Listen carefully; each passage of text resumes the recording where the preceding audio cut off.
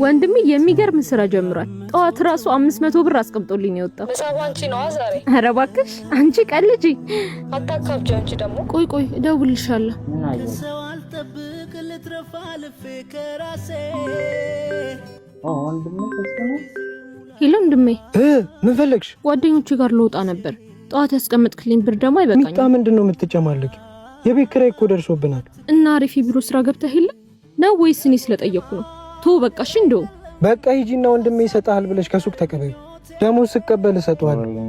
ወንድሜ እወድሃለሁ። እሺ። ጀመረሽ ደግሞ ልትጃጃይብኝ ነው። በይ በቃ ስብሰባ ልገባ ነው። በቃ ቻው። ስብሰባ ልገባ።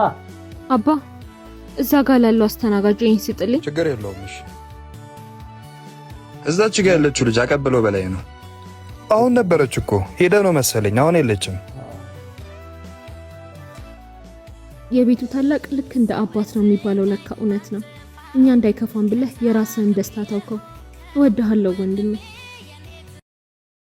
ትልቁ ወንድም እንደ አባት ነው። ሰማችሁ አይደል? ትልቁ ወንድም ያሉ ሴቶች በደንብ ክብር ስጡ።